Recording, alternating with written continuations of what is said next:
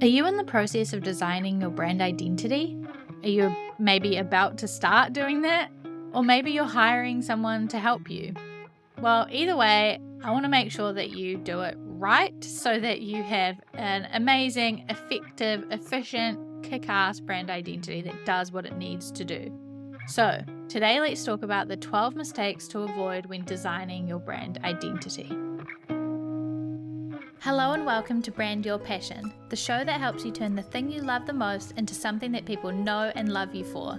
I'm your host, Holly Arnett, the brand coach for creatives, and I'm on a mission to make the world a more creative place, one brand at a time. If you're ready to get more eyes on your work, more dollars in your pocket, and more creativity in your life, you're in the right place. Welcome. Let's brand your passion.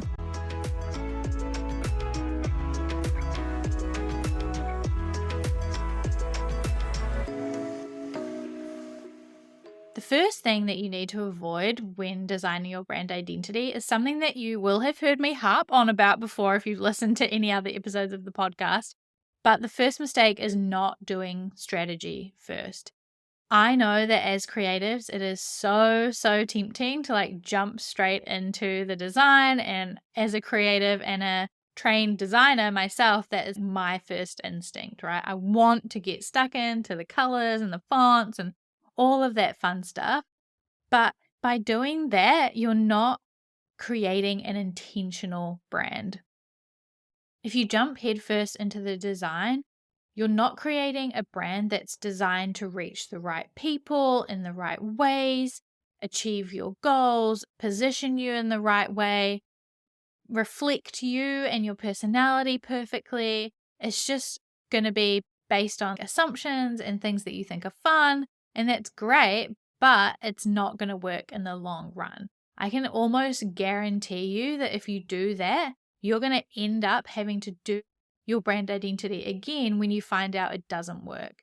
When you find out that you've spent all this time making all the assets, creating your logo, all of that stuff, but then you realize that nobody likes it, or it's not attracting the right people, or in 6 months you're over it, or it's tied into all these trends that are now irrelevant, so you have to redo it all.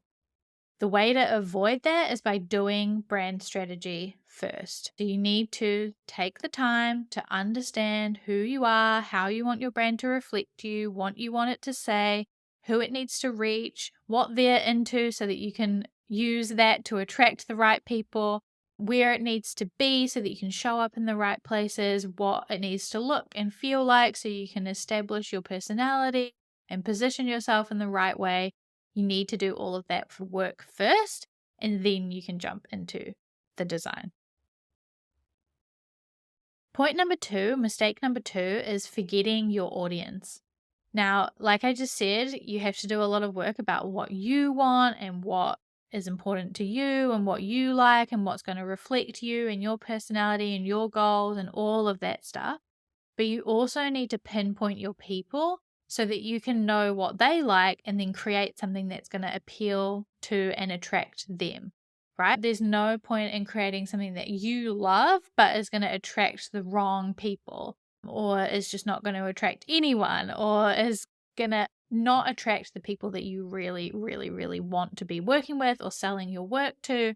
So you need to pinpoint your people and not forget your audience. Now, the last thing that you need to do before jumping into the design, and then I'll let you go ham on all the design things, but is not starting with a mood board. Mood boards are so helpful and save you so much time down the line. Just like not doing strategy first, not starting with a mood board and jumping straight into the design can result in a lot of wasted time. It's better to spend the time refining your visual direction with a mood board so that you know exactly what you want it to look like and feel like before you start spending time on the details of the design. Because again, if you jump straight into designing a logo and then you realize, oh, it doesn't really fit the overall vibe, or now I've put all these assets together, they're not creating the overall brand direction or vibe that I need it to, that's just a lot of wasted time. Everything I'm trying to teach you right now is to avoid you wasting time and having to redo all of your hard work. So spend the time, work on a mood board, get the visual direction really clear, and then it's going to be so easy when you have that to then create all the assets that you need, including your logo and colors and fonts and all of that stuff. So start with a mood board. It will save you a lot of time. Mistake number 4 is overcomplicating things. So when it comes to the design, as they say, keep it simple, stupid. When it comes to your logo especially, the more simple it is, more often than not, the more strong it is. So forget about trying to have these really complicated, detailed illustrations or complex gradients and all this fancy stuff in your logo. Just keep it simple. That's going to be so much more effective, help you stand out, and help it be really effective as a part of your brand. And that goes for a lot of parts of your brand, right? Keep it simple is a good motto for almost every part of your brand. Tied into that is mistake number 5, which is creating a logo that doesn't scale or apply everywhere really well. If it's too complicated, too detailed, or over-designed, it's not going to scale well. You really need a logo that's going to look amazing in your favicon, which is the tiny little icon that sits in a browser tab. It's like 16 pixels square, so really, really, really small. But you also need your logo to look amazing on a billboard, like the biggest it could ever look pretty much. That needs to look great there too. It also needs to look great on a plain white background as well as on a pattern or on a photograph, so that you know that it's going to be flexible, it's going to work everywhere, and it's going to always be able to be consistent and look incredible no matter where it's posted or added in. So that might mean needing multiple versions of your logo. So you will end up having what we call a logo suite. So for example, for Maker and Moxie, we have the full horizontal Maker and Moxie logo. We then have a vertically stacked version that is helpful when there's less space. And then I also have a little icon of just the ampersand, and that's what's used in like the header of the website. It's used in our favicon. It's used like in the bottom or the top of Instagram graphics or on Pinterest. That's the icon that we use when the full logo doesn't work or isn't necessary. Having those 3 different options means that I can use my logo and my branding wherever I need to, and it's always going to look good and always going to look consistent and always be marked as Maker and Moxie.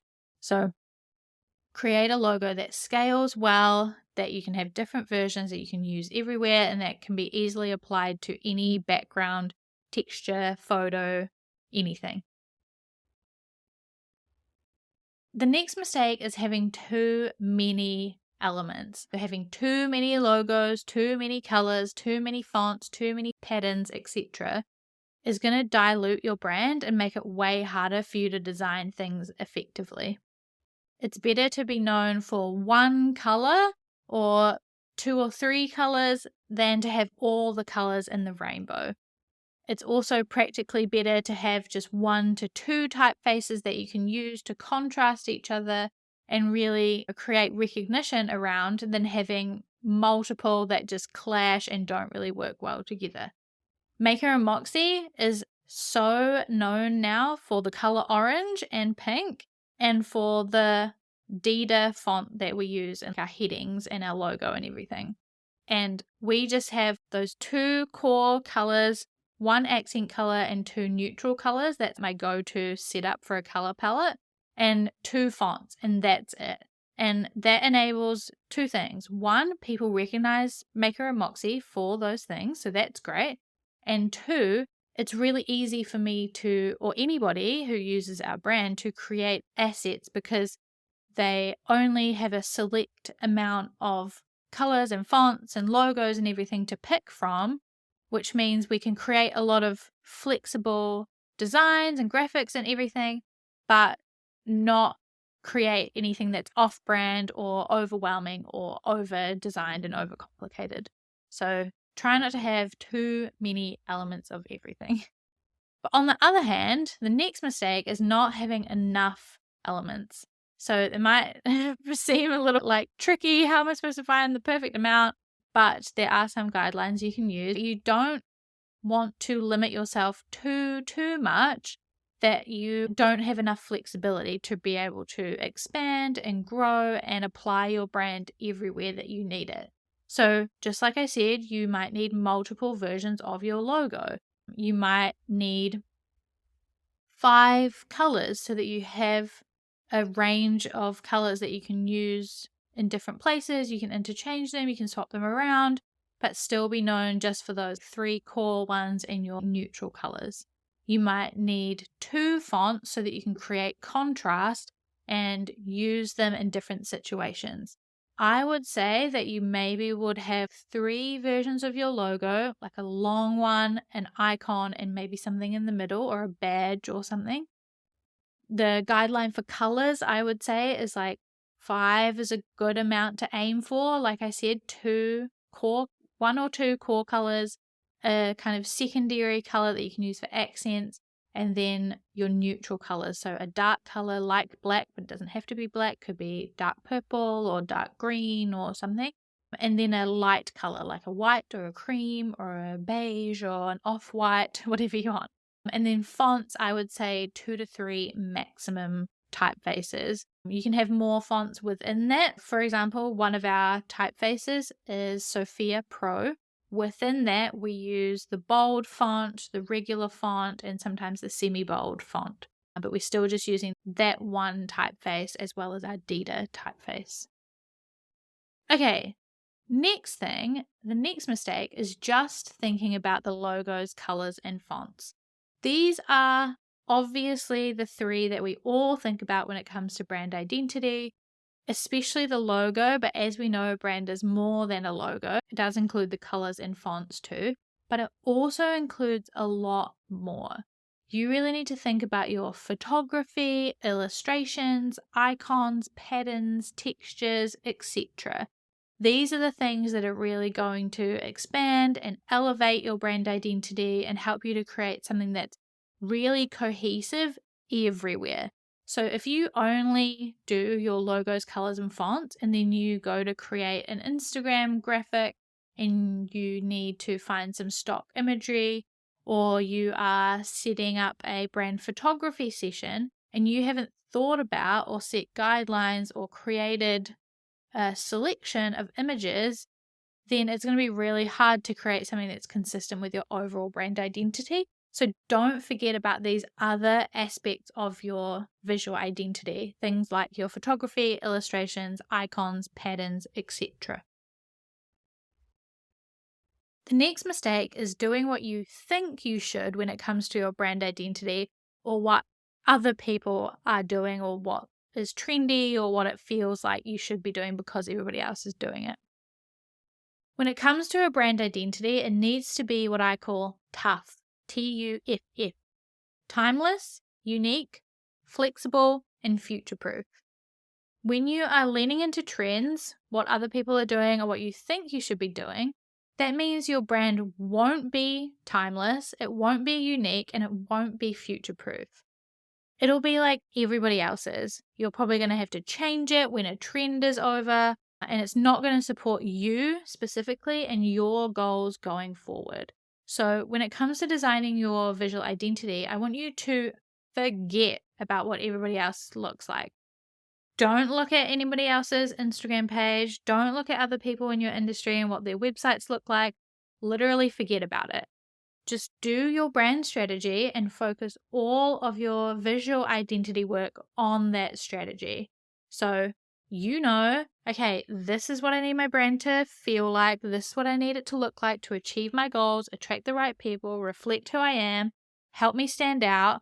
That's what you need to focus on, not what anybody else is doing or what you think you should be doing or what the rest of the industry is doing. I am not going to hold back here, and I'm not going to lie. There are a lot of businesses that look the same.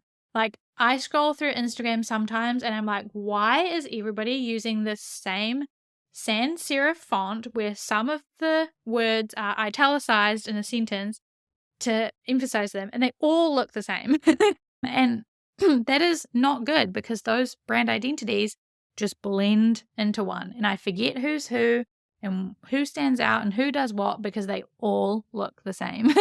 Don't worry about what those people are doing because that way of doing things is probably also going to be old in like 6 months. So forget about what people are doing and just do your own thing. The next mistake is not having a style guide. When you have done the visual identity work and you have your logo, colors, fonts, patterns, imagery, all of that stuff, you need to have clear instructions for yourself and for anyone else who might end up using your brand. Even features or collaborations with brands where you might have to send them your work or you want to show them what your brand is all about and how you'll be incorporating their brand into your collaboration, etc. It's really useful to have a brand style guide or brand guidelines to explain all of that. This helps keep everything consistent because if you just keep everything held up in your brain, chances are you might forget it. You'll get distracted by shiny objects and you might run off in the wrong direction and try some weird things.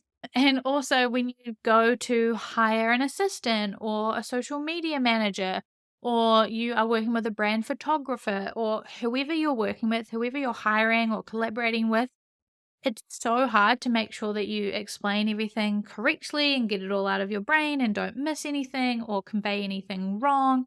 So having it all in a set guidelines, booklet or website or Notion, home, or whatever you want to call it, or however you want to set it up is fine, but you need to have a style guide. The second to last mistake ties into that, which is not having a place to store everything. When it comes to your brand identity, you similarly, to keep everything consistent, need to make it really easy for you or anyone else to access your brand assets. So that might mean storing everything together in Google Drive or in your Canva account if you're using Canva Pro, and that's what everyone else will be using. You can store a lot of your brand assets in there. Maybe Figma or another design tool or some kind of hub where you can collect and make it easy for people to download and access all of your brand assets. That includes photography, illustration, icons, banners, profile photos, logos, fonts, colors, all of the assets and things that people might need to be able to create things on behalf of your brand. And the last mistake that you might be making when it comes to branding and creating your visual identity, and that we want you to avoid, is always keeping everything the same. I talked about this in a recent episode about 5 big myths about branding that are holding you back, and it's important enough that I'm repeating it again today. It can feel like once you have created your visual identity, you are locked into that forever and always, and it may never change. But that's not necessarily true. Your brand can and should evolve. Obviously, overall, you want to keep things consistent and transition. If you're making changes or doing a brand relaunch, that's fine. It should evolve because you evolve as a person, you grow, you might find that you need extra assets or you're missing a part, or you just want to add these additional elements that make it a little bit more flexible. So check in regularly on your brand identity, do a bit of an audit, figure out what's working, what's not, add or adjust elements where you need to, and maybe at some points do a full rebrand. Don't get tied in and stuck in the idea that you have to keep everything the same always. It's actually incredibly empowering and effective and exciting for your audience when things do evolve and change and develop as you do.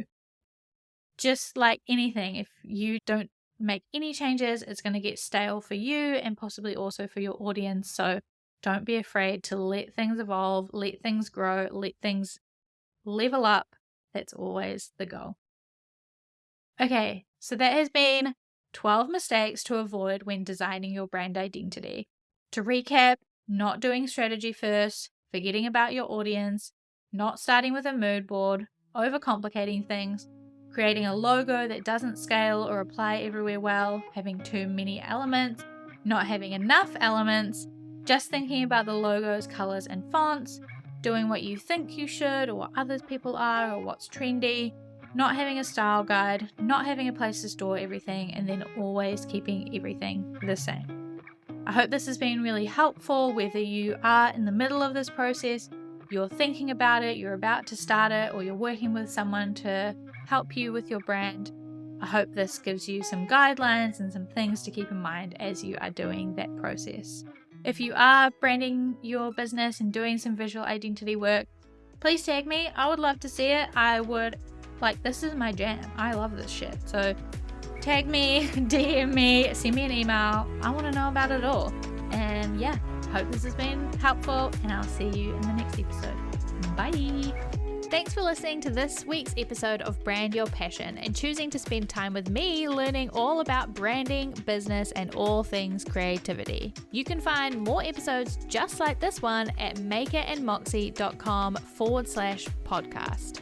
If you like this one, you can tap that subscribe or follow button so that you're notified about each and every new episode. And if you've got a spare second, please leave a review on iTunes or wherever it is that you're listening to this podcast, because I would absolutely 100% love to hear from you. If there were some helpful goodies in this episode for you, it would mean the world to me as well if you could screenshot that podcast player right now, hop on over to Instagram or Twitter and tag us at Maker and Moxie. By subscribing, reviewing, and sharing, you're helping reach more creators just like you, so that together we can make the world a more creative place, one brand at a time. We can't achieve this mission without you, so your support means the absolute world. I will talk to you in the next episode, but until then, keep creating.